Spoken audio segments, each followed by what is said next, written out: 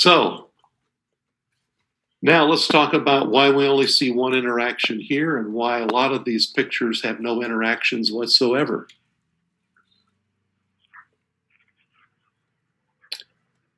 How easy is it to throw a charged particle into a vat of liquid hydrogen and hit a proton?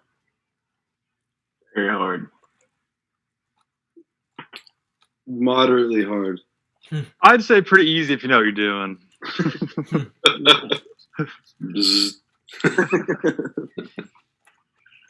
Okay, let's see if I've got that picture. Yeah. So here's your target. They're calling it a thin target. I'm going to make it thick.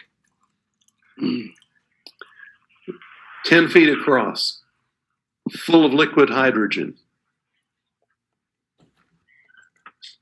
When you look as you would see it from a particle's point of view, you're going to look at this. And that's what you see. That's not on the surface. That's making each particle black and the region around it clear.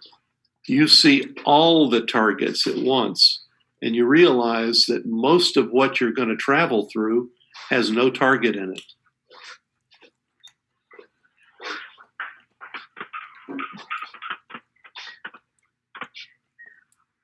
So what's the probability of throwing a projectile and hitting one of these targets here?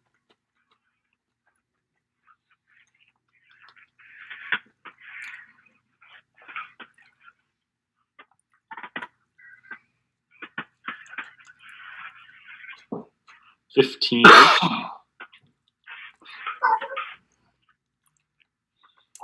Is it an integral? No, you just add up the area of all the targets and divide by the area over which they're spread.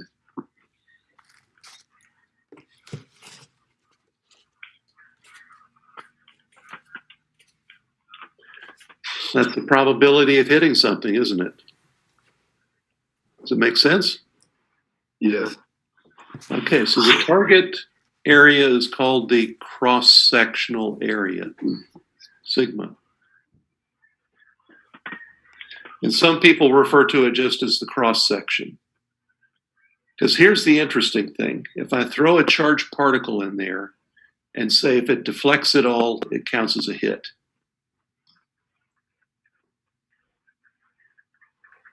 And then I throw a neutral particle in there and I say the same thing.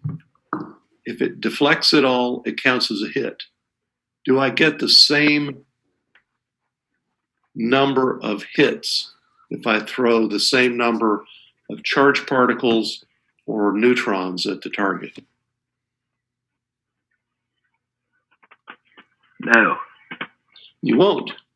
The reason is because the hit, any deflection, could be caused, first of all, by a succession of interactions with the electrons of the targets, which we didn't really think about that counting as the area. And when you throw the neutron in, it could care less if anything has a charge. It just kind of blunders on through. So unless it actually touches a nucleus, it doesn't deflect.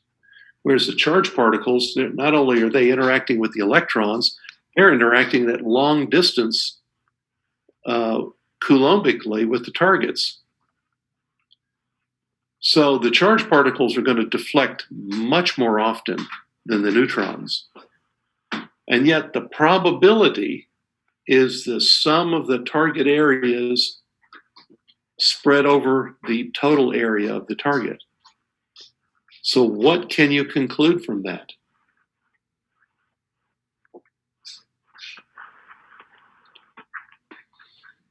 The target area for the neutrons is smaller than the target area for the charged particles. That's what you conclude. So we would say the cross-section for an event with a charged particle is much larger than the cross-section of an event for an interaction with a neutron or any neutral particle. And that doesn't necessarily mean if I take two neutral particles and throw them in there that the cross section for interaction for those are the same. Because it ends up that the neutron doesn't actually have to touch the nucleus. It just has to get far enough, close enough to it that the nuclear force can interact with the nucleus. And so you throw another particle in there and it'll have a different type of nuclear force interaction, making the target bigger or smaller as a result. So we talk about the cross section then as a measure of the interaction probability. Now let's suppose I've got this square and I have one humongous target that's circular and it just fits in the boundaries of the square. What's the probability that you're going to hit that circle? Area of the circle over area of the square. Areas, okay. And since That's number of circles. the area of the circle is pi r squared, so how's that related to the diameter? Pi d squared over 4. Pi d squared over 4. So what's the area then of the square if the circle just fits into it? D squared. D squared. So the ratio of the target, Pi over 4. pi over 4 d squared to d squared is just pi over 4. So your probability of hitting that target is pi over 4.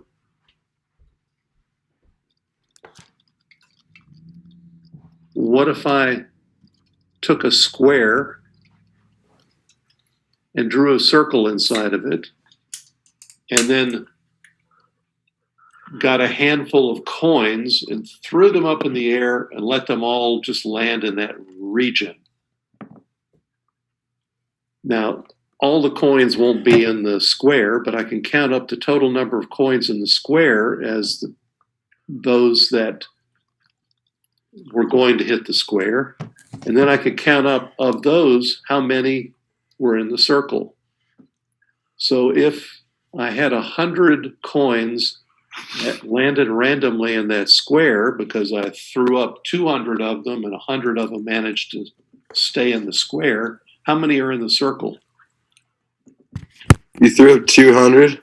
If I threw up 200, but only 100 landed in the square, how many landed in the circle?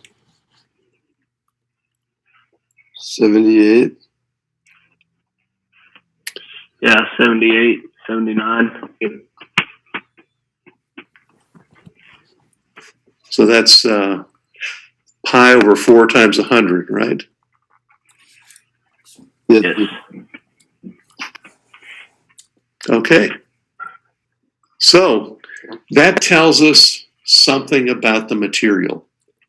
Actually, it tells us something about the actual objects that are causing the interaction. In the case that we just described, you had a way to measure pi. In this case, when I throw a projectile at a target, I'm looking at the interactions that can take place. What kind of interactions can there be? Suppose I throw a proton into a target of thin gold foil.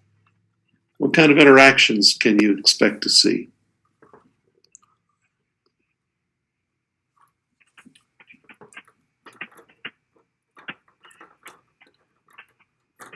How about Coulombic? That'd be Rutherford scattering, wouldn't it? Or it could have nuclear scattering, where it interacts with the nucleus and comes out. So that's what a proton could do. What can an electron do?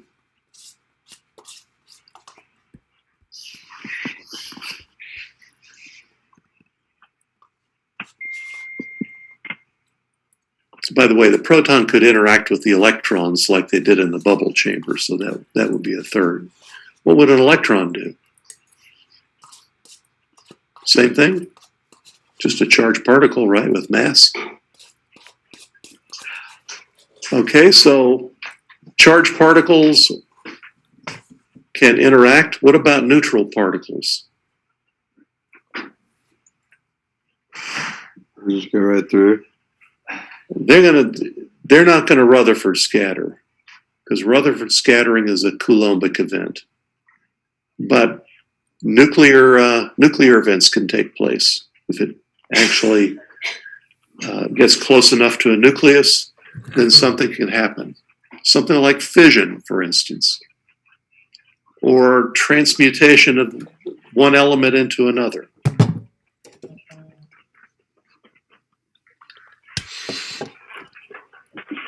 All right. What if I have something without mass?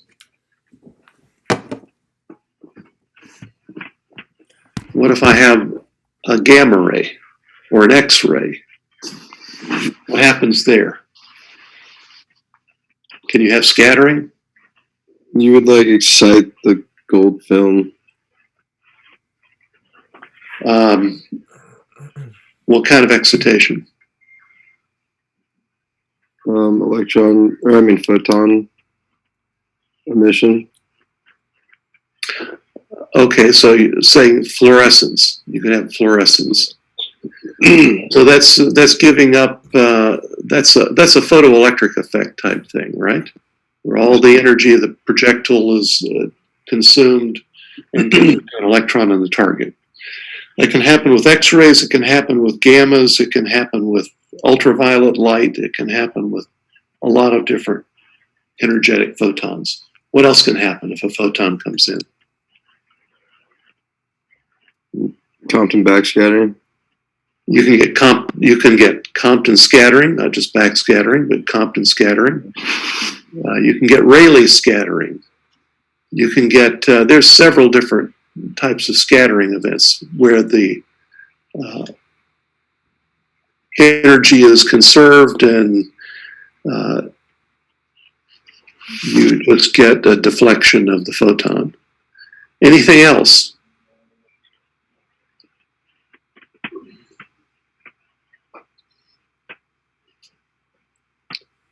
So if you've got enough energy,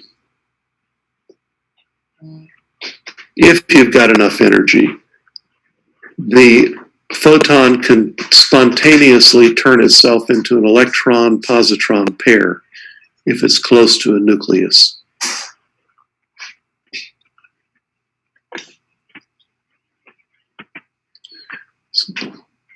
So those are the kinds of things that we want to think about, all of those. And what are the cross-sections for each of those type of interactions?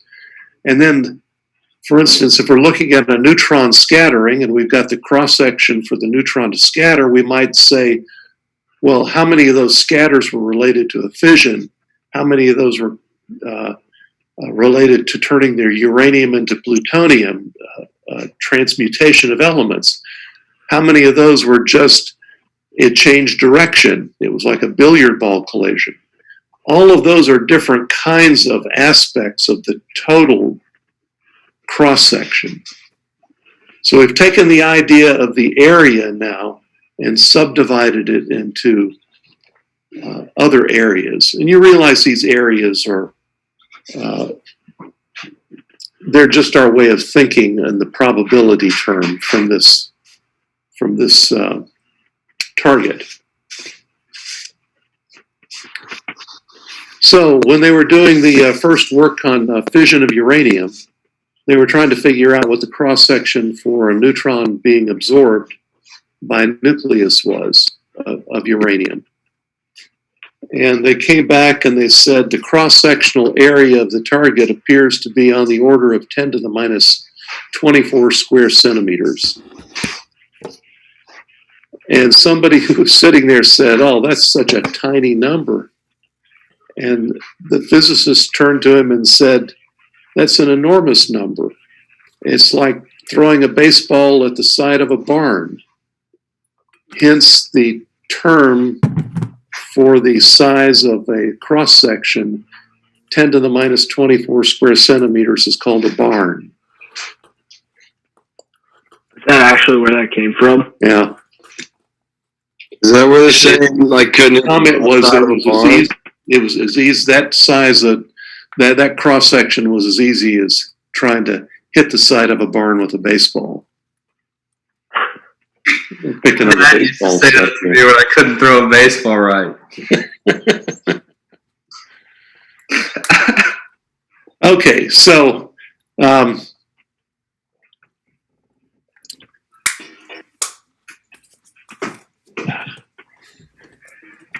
want to go over to this, and we talk about how many particles interact.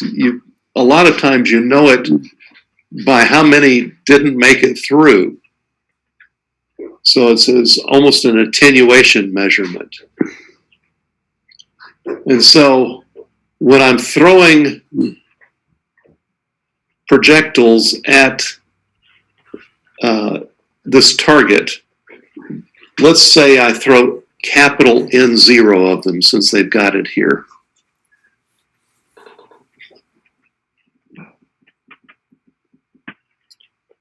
What's the probability that they interact with something in the target?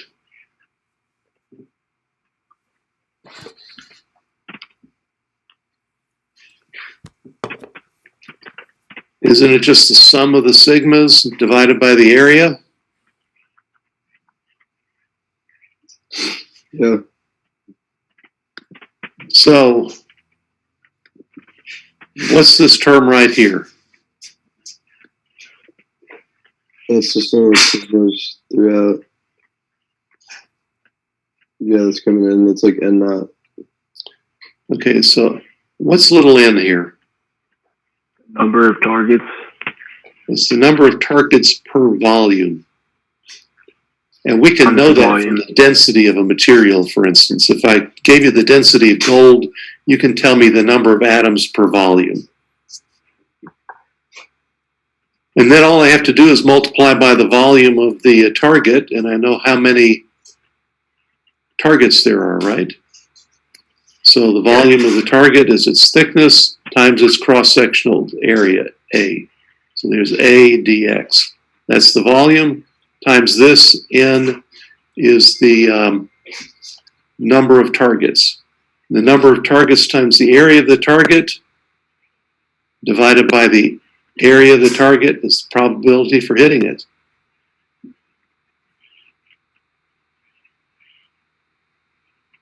And so that's going to be equal to the number of particles. If I multiply that by the number of particles that are incident, then I can tell you how many particles interacted. So if I take this and put it over here, then I have the number of interactions, dn, is the number of incident particles in capital A sigma dx over capital A. But that's not what we do. We throw it over here and we say it attenuates the beam exponentially. And from that measurement of how many particles make it through compared to how many particles were incident, I can determine the average size of the target that it interacted with, the cross-section for the event. So those are the things you're going to run into that you need to have in your thinking as you look at the sodium iodide detector. I'd like you to get started on that homework.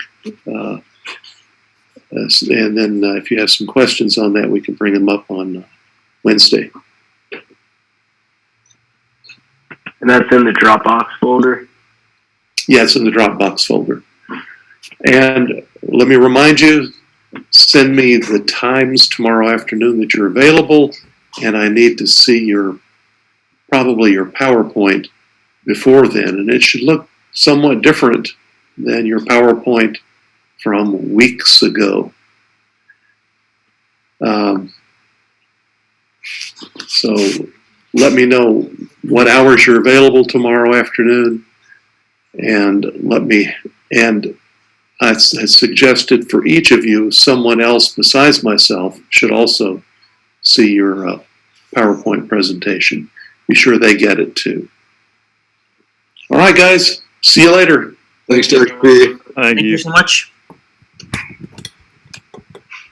Let's see.